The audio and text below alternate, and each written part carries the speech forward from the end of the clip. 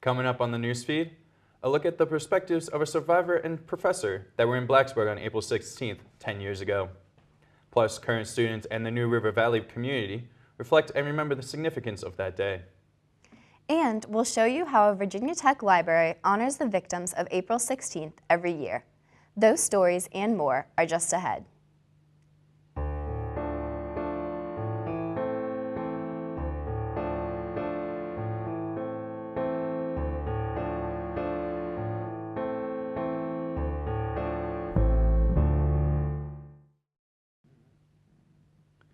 Hello, and thank you for joining us for We Remember, a special edition of the newsfeed.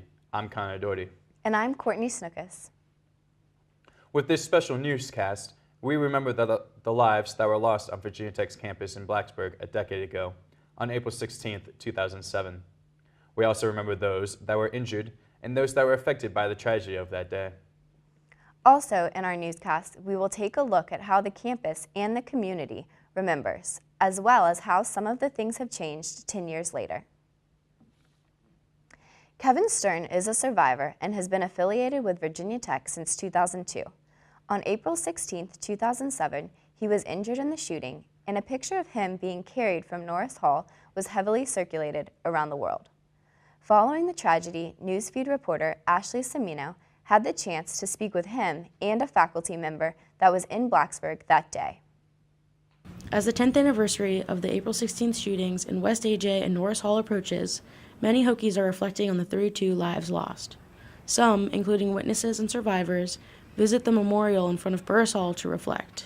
That is the time when I always go to the memorial and walk around and read the names and remember the people that I knew of more closely or have met and gotten close with their families now. Kevin Stern was shot in the leg while in his German class in Norris Hall, but survived his injuries, returned to Tech for grad school, and now works as a research associate at the university.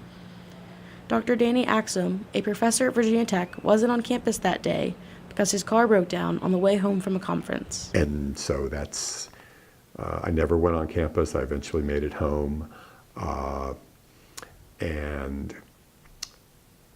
And then as the day unfolded, of course, I saw the news like everybody else did. Axum says the real fear came from not knowing exactly what was happening.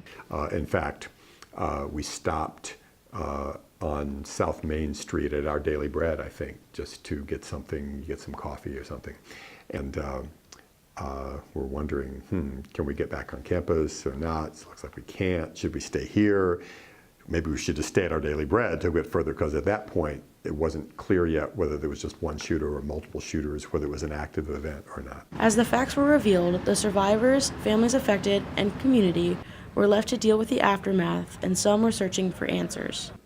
Now, when people ask if he's ever simply wanted to know why this tragedy had to happen, Stern says that he doesn't and never has. In the immediate time afterwards, it was just to put that behind me and focus on what I needed to do to get myself better.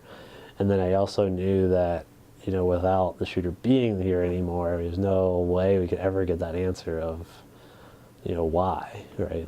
For Dr. Axum, the most striking part about the university and community shifting in the last decade is not the changes that he sees, but rather the things that have always persisted through the hardship.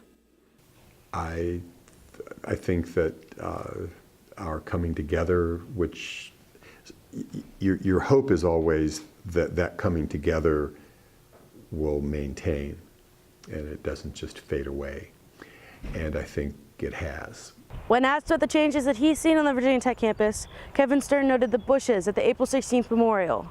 He said, when they first were planted, they were small and individual bushes, but now you can hardly tell where one bush ends and the next begins. Stern says this could be symbolic for the unity in the community. Reporting from Blacksburg, I'm Ashley Semino. While the shooting happened on Virginia Tech's campus, the tragedy rippled through the New River Valley community. Newsfeed reporter Whitney Turner learned more about how the community continues to reflect and remember 10 years later. On April 16, 2007, the New River Valley community responded with an overwhelming amount of love and support that proved the Hokie Nation extends beyond the boundaries of the campus. As the university plans its remembrance events each year, the role the community played that day is never forgotten. So we really want to make it open and inclusive for everyone because they were all impacted by these events. I know it was quite hectic after the tragedy, and everyone was participating. There were first responders, there were individuals supporting the community after that happened. Now, 10 years after the tragedy, the community is still on its journey to healing. Lead artist behind The Space Between, a 32-day-long artistic project exploring peace and violence since the shootings, believes in the importance of engaging the community in active dialogues as a way to look back on the tragedy and learn from it. I think it's important because it's everybody's story. It's not just my story. You know, I have a personal connection to the event. My mother was killed on April 16th, but I've also lived here. I'm a part of this community. So I think that 10 years does offer a very solid point for people, no matter how they're related to the event, to reflect on and to move forward.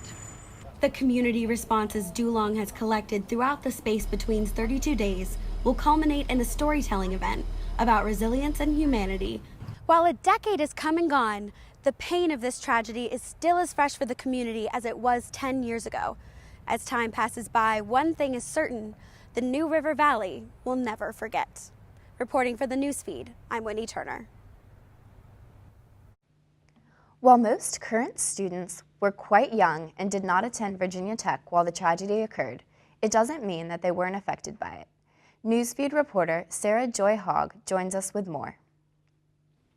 Thanks, Courtney. Most current students were only in elementary or middle school when the shooting happened, yet they still feel connection to the victims and survivors through the power and strength of Hokie Nation. There is no doubt that the campus has changed greatly since April 16th, but it may have changed for the better. Tragedies have a way of bringing people together, and that was more than evident in Blacksburg after that day. The unity of Hokie Nation was immense, and the whole world saw, including young prospective students at the time. It was pretty big across all of the news stations that I can remember. That was in 2007, so I would have been just 12 years old then. So I might not have fully understood the impact of it, but I could definitely tell that there was a sense of panic going around during the entire ordeal. Many may think that such an event would give pause to those thinking of attending Tech in the future, but it did quite the opposite. The boundless sense of community afterwards is what brought some current students to Tech. But like when it actually came down to actually applying, it's like, no, Virginia Tech's just like a normal place. Like, yeah, something happened there, but bad things happen all over. There's no point in letting that rule your life. The perseverance and resilience of Virginia Tech is admirable and only evokes more Hokie pride among the students. And I am impressed by our ability, even 10 years out, to continue to take an event that was so painful for so many of us and use it to do good things. The sense of community is what brought current students here and keeps them coming back. It's 10 years later, and our Hokie pride has never wavered. In fact, it only grew stronger. Reporting for the Newsfeed, I'm Sarah Joy Hogg. Back to you at the news desk. Thanks, Sarah. For local journalists, April 16th was a day in which extreme caution and professionalism was needed. Roanoke's CBS affiliate WDBJ7 has the first live feed from Tech's campus. Newsfeed reporter Stephen Dixon caught up with several of their reporters who recalled their emotions on that day. Dealing with a horrendous tragedy, such as the April 16th shootings, is a seemingly impossible task. People are not sure what to do, how to cope, or what to feel. For journalists, it is no different. Joe DeShiel of the Roanoke CBS affiliate WDBJ7 reported from Virginia Tech's campus on April 16th. DeShiel shared his reactions as the story broke. I remember when we heard the first report that there were multiple victims at Norris Hall, and more than one or two, but 20 I think was the first number that we heard, and it was just a sense of disbelief that so many people could have lost their lives. So how do journalists maintain a distinguished level of professionalism and keep their emotions in check long enough to provide credible information to their viewers? Jean Jadhan was an anchor on the WDBJ set for 9 hours on April 16th and explained how she keeps her composure during such traumatic news coverage. I think on that day, it didn't completely hit me until I got home at night. And your adrenaline is going when there is breaking news and something like this is going on. I think there were moments throughout that 9 hours of coverage for me and for all of my colleagues where we did break down from time to time. Jad Hahn concluded by saying how inspired she was by the Virginia Tech community and how rewarding it has been for her to do her own stories for the 10-year anniversary. Reporting for the Newsfeed, I'm Stephen Dixon. 10 years after the nation was shaken by the April 16th shootings, artifacts from around the world are on display. More than 90,000 items from all 50 states and 80 countries were given to Virginia Tech to show support during the days after the attack. Each year, many of the pieces are presented for reflection and remembrance. The exhibit, called Sending All Our Love, includes whiteboards signed by Hokies on the drill field and a Virginia Tech shrine signed by former President George W. Bush. Virginia Tech's archivist, Tamara Keneally, says the outpour from around the world helped Virginia Tech grieve in the weeks following the tragedy. The coming together was really amazing here. When they talk about Hokie Nation, you know, it could seem kind of corny, but really there was this incredible spirit of coming together, you know, just people feeling a solidarity and wanting to, you know, find hope together. The items will be in Old Dominion Ballroom at Squires Student Center until April 16th. You can view the hours of the exhibit and get more information on Virginia Tech's website. Just ahead on the newsfeed, how Virginia Tech has tightened security in the 10 years since the April 16th tragedy. And a look at how Newman Library honors the victims with 2 special memorial exhibits. Those stories and more just after the break.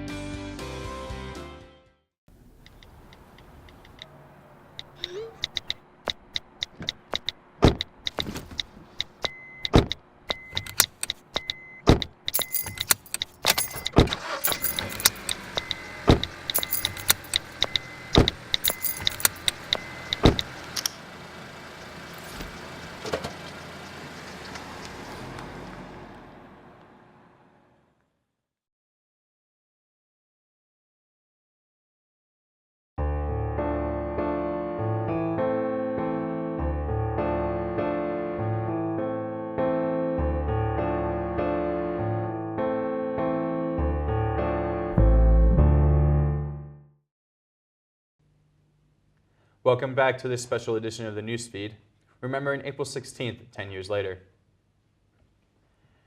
Ever since April 16th, people have been wondering how to improve safety measures to assure such a tragedy never happens again.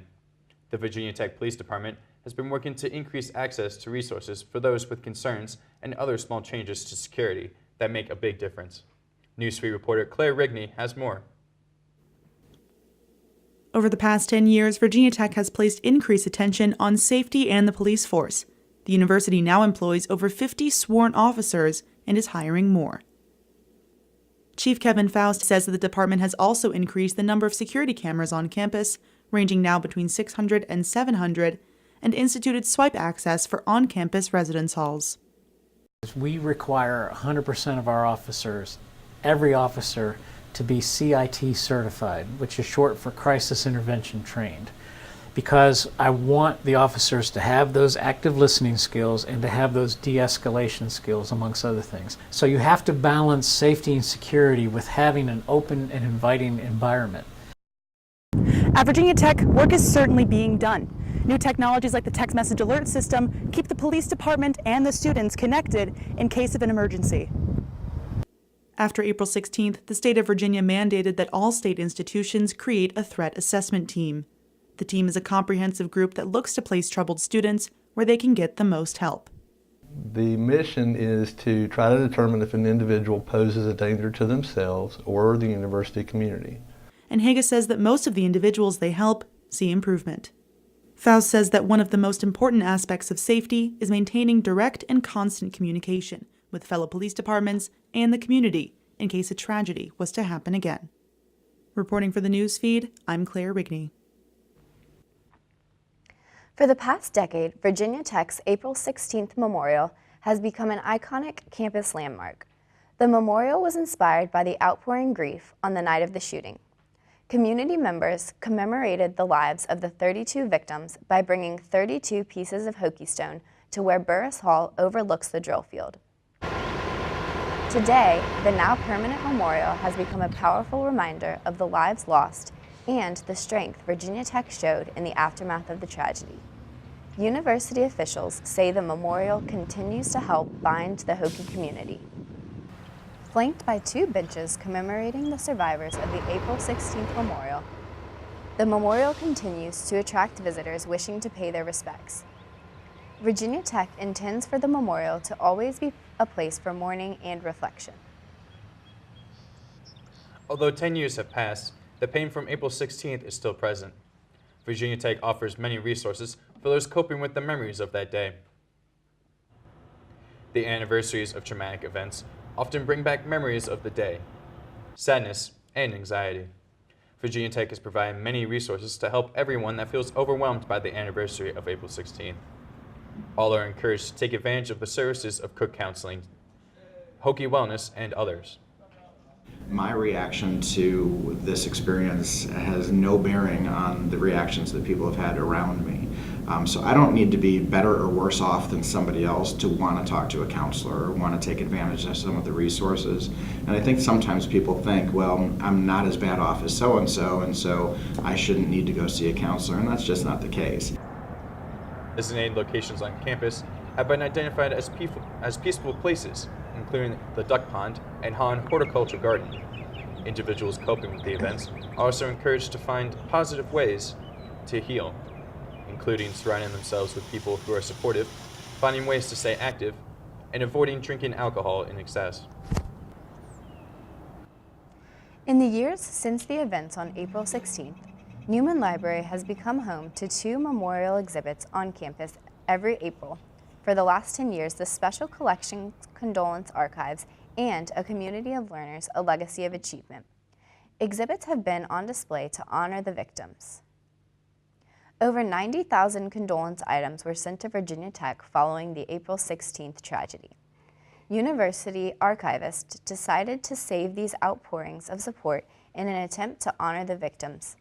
Every April, the Special Collections exhibit in Newman Library is transformed to display selected condolence items.